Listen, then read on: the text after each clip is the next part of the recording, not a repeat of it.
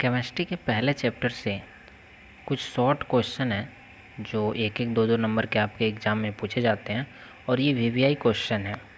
इस जो भी क्वेश्चन बनते हैं पहले चैप्टर से वो लगभग इन्हीं क्वेश्चनों में से बनेंगे। ये लगभग 20 क्वेश्चन है, मतलब आपका 15-20 क्वेश्चन है ये लगभग। तो आप लोग इस क्वेश्चन को ध्यान से सुनिए और याद कीजिए अगर याद हो जाए तो, और साथ ही आप लोग इसके नोट्स बना लीजिए या फिर आपको इसके पीडीएफ टेलीग्राम ग्रुप में मिल जाएंगे, वहाँ से आप इसको डाउनलोड कर लीजिएगा और इसके नोट्स बना लीजिएगा, ठीक है। और इसको याद करने की कोशिश कीजिएगा। इसी तरह अब लगातार कुछ वीवीआई क्वेश्चन के वीडियोज़ आएंगे, तो इसलिए यदि आप लोगों ने अभी तक इस चैनल को सब्सक्राइब नहीं किया तो चैनल को सब्सक्राइब कर लें और साथ ही वीडियो जब पसंद आए तो वीडियो को लाइक कर दें। तो चलिए हम उन शॉर्ट क्वेश्चन को देखते हैं जो हर साल लगभग एग्ज़ाम में पूछे जाते हैं केमिस्ट्री के पहले चैप्टर से। तो देखिए, पहला जो क्वेश्चन है हमारा वो है कि क्रिस्टल क्या है। पहला हमारा क्वेश्चन है कि क्रिस्टल किसे कहते हैं, ठीक है।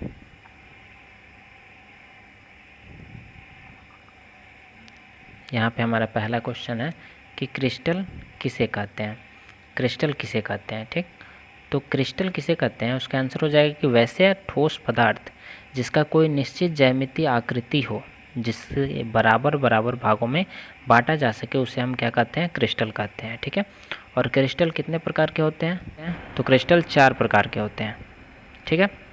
तो चलिए अब हम अगला क्वेश्चन देखते हैं। अगला क्वेश्चन है हमारा कि ब्रेविस जालक की संख्या कितनी होती है। हम लोग जल्दी जल्दी क्वेश्चंस को देखते हैं, ठीक है। अगला क्वेश्चन, एक मिनट कलर चेंज कर दिया जाए। अगला क्वेश्चन है कि ब्रेविस जालक की संख्या कितनी होती है। तो ब्रेविस जालकों की संख्या 14 होती है, याद रखिएगा। चलिए आगे देखते हैं। अगला क्वेश्चन है कि डोपिंग किसे कहते हैं, ठीक है।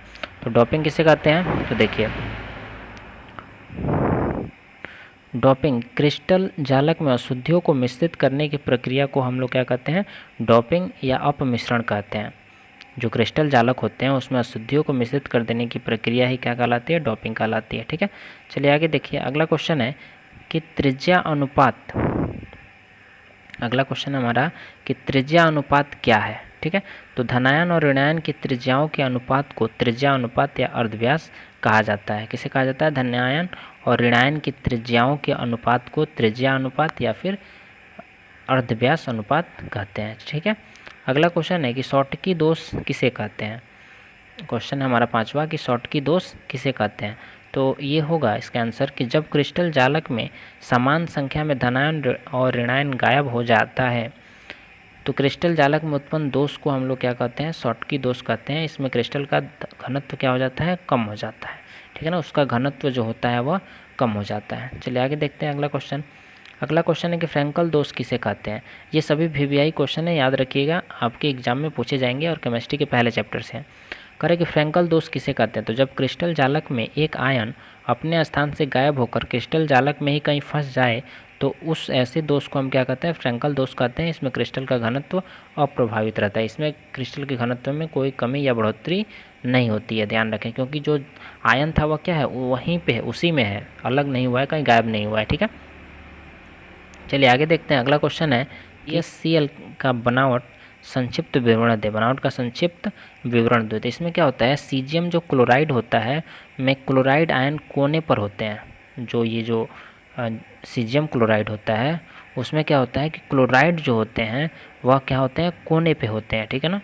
तथा सीजियम आयन केंद्र में रहता है। जो सीजियम होता है वो केंद्र में होता है, ठीक है, केंद्र में होता है इस तरह का, और जो क्लोरीन होते हैं वो कोने पे होते हैं, ठीक है। चलिए आगे देखते हैं अगला क्वेश्चन। अगला क्वेश्चन है क्रिस्टल दोष क्या है, क्रिस्टल दोष किसे कहते हैं, ठीक है। क्रिस्टल अभी आपने पढ़ा, अब भाई क्रिस्टल दोष किसे कहते हैं।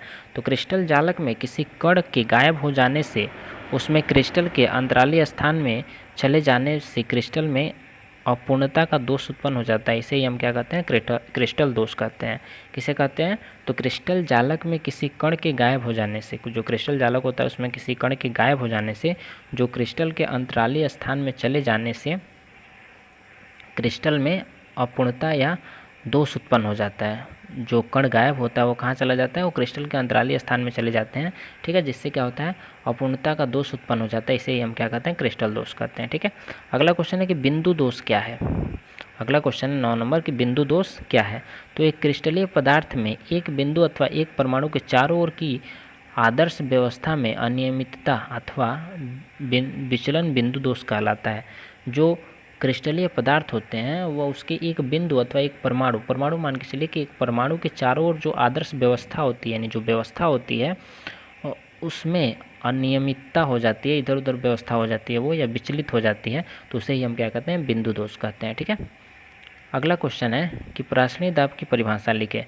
परासरणी दाब की हमें परिभाषा लिखनी है। तो इसकी परिभाषा क्या होती है कि वैसा बाहरी दाब जो अर्धपरागम्य झिल्ली से होकर विलायक के विलयन में होने वाले परासरण को रोकने के लिए लगाना पड़ता है, उसे हम क्या कहते हैं, परासरणी दाब कहते हैं। यानी वैसा बाहरी दाब जो अर्धपरागम्य झिल्ली से होकर विलायक के विलयन में होने वाले परासरण को रोकने के लिए लगाना पड़ता है, उसे हम क्या कहते हैं, परासरणी दाब कहते हैं। ठीक है, यदि आप लोग इस वीडियो को ध्यान से देखें और साथ ही कॉपी पेन रखें और एक बार सुनकर जो मैंने क्वेश्चन आपको बताया उसे एक बार आप ध्यान से सुने और फिर उसे बिना देखे वीडियो को पॉज कर दें और फिर बिना देखे उसे कॉपी में लिखने का प्रयास करें। अगर आप ऐसा करते हैं तो आपको क्वेश्चन आंसर याद भी हो जाएंगे। आपको क्या करना है, एक बार जो मैं बता रहा हूँ उसे सुनना है क्वेश्चन को, ठीक है, आंसर सुनना है, ठीक, और उसके बाद वीडियो को पॉज कर देना है। ठीक है, वीडियो को पॉज करके फिर बिना देखे लिखना है। यदि आप नहीं लिख पा रहे हैं तो फिर वीडियो को देखिए, ठीक है ना, फिर पीछे कीजिए और उस क्वेश्चन को फिर एक बार देखिए, ठीक है ना, एक बार सुनिए और सुनने के बाद फिर वीडियो को पॉज कीजिए और फिर बिना देखे उसे लिखिए कॉपी पर। ठीक है, इस तरह अगर आप लिखते हैं 2-3 बार, अगर आप ऐसे लिखते हैं या फिर एक बार में ही अगर आपको याद हो जाता है और एक बार में ही आप कॉपी में लिख देते हैं बिना देखे, तो आपको वो क्वेश्चन याद हो जाएंगे, याद करने की ज़रूरत नहीं पड़ेगी। ठीक है, तो चलिए इस क्वेश्चन पर आप लोग प्रयास कीजिए। क्वेश्चन है कि राउल्ट के नियम को लिखें। ठीक है, क्या है क्वेश्चन, राउल्ट के नियम को लिखें। तो ध्यान से सुनिए इसको। उत्तर होगा वाष्प दाब का अपेक्षिक अवनमन विलेय के मूल प्रभाज के बराबर होता है। वाष्प दाब का अपेक्षिक अवनमन विलय के मोल के प्रभाज के बराबर होता है। ठीक है, अब इसे आप लोग कॉपी में लिखिए बिना देखे। इस वीडियो को पॉज कर दीजिए और मोबाइल को उल्टा कर दीजिए और बिना देखे लिखिए। ठीक है, चलिए अब हम लोग अगला क्वेश्चन देखते हैं। अगला क्वेश्चन है हेनरी के नियम लिखें। हेनरी के नियम को लिखें। ठीक है, तो हेनरी के नियम क्या होगा, तो किसी द्रव में किसी गैस की विलेयता गैस के दाब के सीधा समानुपाती होता है। हेनरी का नियम क्या होता है कि किसी द्रव में किसी गैस की विलायता गैस के दाब के सीधा समानुपाती होता है। ठीक है, यानी किसी द्रव में किसी गैस की विलेयता गैस के दाब के सीधा समानुपाती होता है। ठीक है, चलिए आगे देखते हैं। अगला क्वेश्चन है कि किसी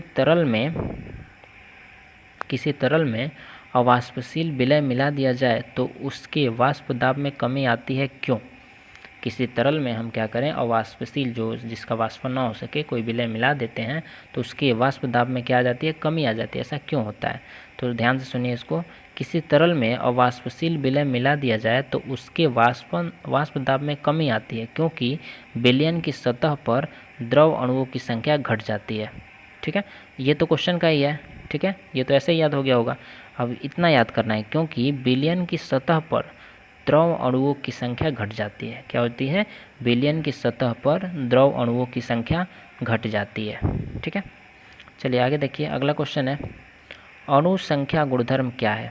अणु संख्या गुणधर्म क्या है। ठीक है, तो देखिए विलयन के अणु संख्या गुणधर्म वह है जो विलयन में उपस्थित विलेय के कणों की संख्या पर निर्भर करता है, न कि विलेय के प्रकृति पर।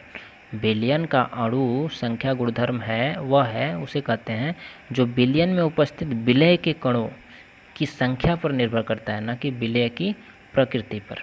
ठीक है, चलिए आगे देखिए। अगला क्वेश्चन है समुद्री जल को लवण विहीन किस विधि द्वारा किया जाता है। जो समुद्री जल होते हैं जिसमें लवण होते हैं उसे हम लवण विहीन किस विधि द्वारा करते हैं, तो उल्टा परासरण द्वारा समुद्र जल को लवण विहीन किया जाता है। कैसे किया जाता है, उल्टा परासरण द्वारा समुद्र जल को लवण विहीन किया जाता है। ठीक है, चलिए आगे देखिए। अगला क्वेश्चन है कि क्वथनांक के उन्नयन से आप क्या समझते हैं, क्वथनांक के उन्नयन से आप क्या समझते हैं। तो आंसर क्या हो जाएगा,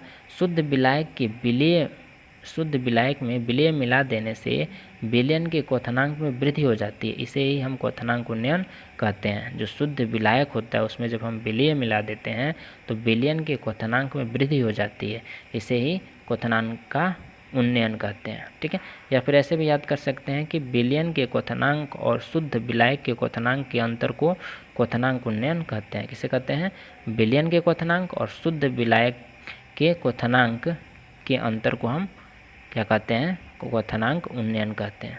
ठीक है, चलिए आपको ये 16 क्वेश्चन जो हैं वो लगभग याद हो गए होंगे। अगर आपको जैसा मैंने बताया वीडियो को पॉज करके क्वेश्चन एक बार सुनकर वीडियो को पॉज करके फिर आपने लिखा होगा बिना देखे, तो आपको ये क्वेश्चन याद हो गए होंगे। आप लोग खुद ट्राई करके देख लीजिए, आपको ये क्वेश्चन सभी याद हो गए होंगे। ठीक है, अगर आपने ऐसा नहीं किया है तो ऐसा ज़रूर एक बार प्रयास करें, आपको सारे क्वेश्चन याद हो जाएंगे। ठीक है, मेरा इस वीडियो से मेन मकसद है कि आपको क्वेश्चन याद हो जाए, क्योंकि जो एग्ज़ाम है वो अब तो नज़दीक ही आ रहे हैं। ठीक है, तो इसलिए हमारा ये कोशिश रहेगा कि आपको जितने भी मैं क्वेश्चन कराऊँ, VVI क्वेश्चन जितने भी कराऊँ, वो सब लगभग वीडियो देखते वक्त ही याद करा दूँ, इसलिए आप लोग कॉपी कलम के साथ बैठें। ठीक है, तो चलिए फिर हम मिलते हैं अगले वीडियो में अगले सब्जेक्ट और किसी सब्जेक्ट के पहले चैप्टर के साथ ही यदि आप लोगों ने हमारे चैनल को अभी तक सब्सक्राइब नहीं किया तो चैनल को सब्सक्राइब कर लीजिए और वीडियो को लाइक कर दीजिए। इसका जो PDF है, अगर PDF आप चाहते हैं तो नीचे डिस्क्रिप्शन में टेलीग्राम जो ग्रुप है उसका लिंक है, वहाँ से आप इस PDF को डाउनलोड कर सकते हैं।